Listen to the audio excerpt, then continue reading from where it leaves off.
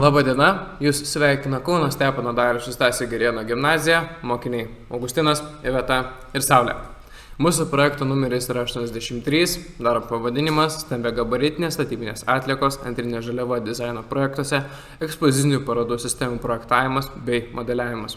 Mūsų tematika – gaminio modeliavimas. Konsultantė, docentė daktarė Daiva Mikutėnienė, vadovas Gražina Šutienė.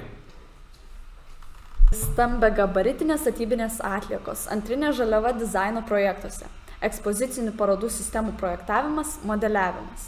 Ekologiją pačiaja prasme suprantame ne tik kaip priemonę turėti kiek grynesnį orą, sutvarkytą aplinką, bet ir kaip racionalų, efektyvų ir naudingą turimų išteklių panaudojimą.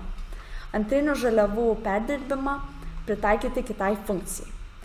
Daugiabučių bei individualių namų renovacija pateikia naujų ekologinių problemų virtinę, kurios susijusios su stambiagabaritinėmis statybinėmis atliekomis.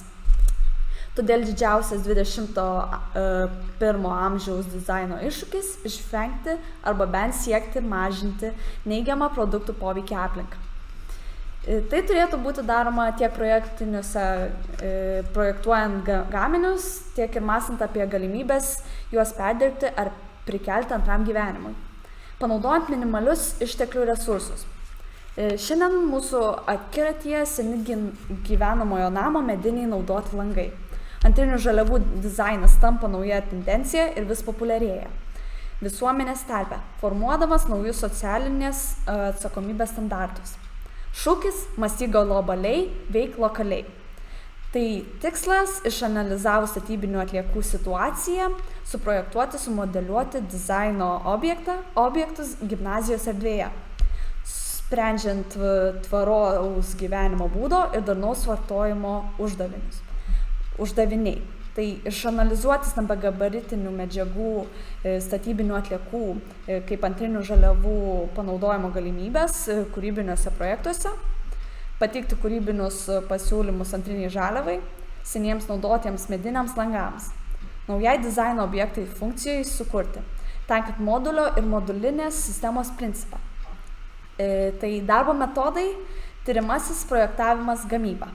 Taikant modulio ir ar modulinės sistemos principą, kuriami mobilūs transformuojami dizaino objektai, kurie gali būti plačiai naudojami kaip atskiri moduliai arba jų sistemos, kuriant reikiamą kompoziciją.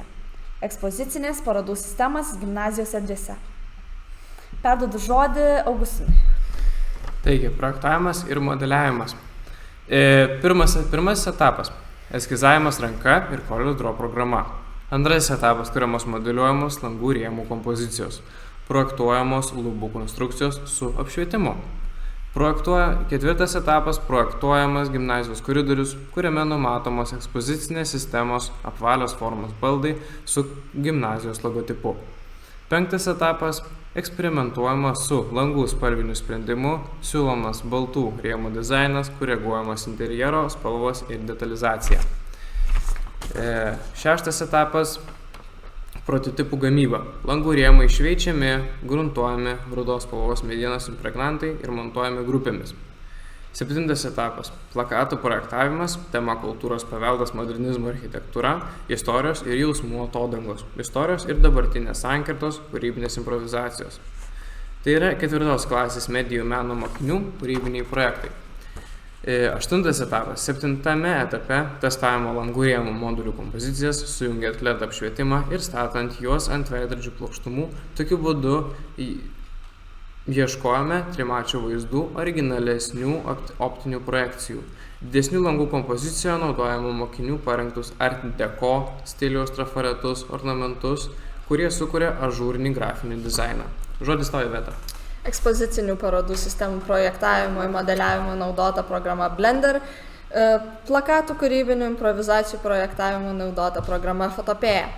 Rezultatai projekto viešinimas – tai tarpdisciplininis tęstinis projektas, kuriame dalyvavo 4 klasės medijų meno 38 gimnazistai, kurie projektavo plakatus. Tema – Kauno kultūros paveldas, modernizmo architektūrai, istorijos ir jausmų atodangos. 10 klasės mokinys Augustinas Želionis, modeliavo projektavo gimnazijos interjerą su naujais dizaino objektais, ekspozicinėmis parodų sistemomis bei apšvietimo dizainu. Modulinės ekspozicinės parodų sistemos su kūrybiniais projektais buvo eksponuojamos gimnazijos erdvėse. Gegužės mėnesio 9 dieną projektas pristatomas studentų ir moksleivių konferencija VDU Laisvė kurti. Konferencija skirta Lietuvos kompozitoriaus ir dailininko Čiurlionio gimimo metinėms. Tad mąstyk globaliai, veik lokaliai. Ate! Okay.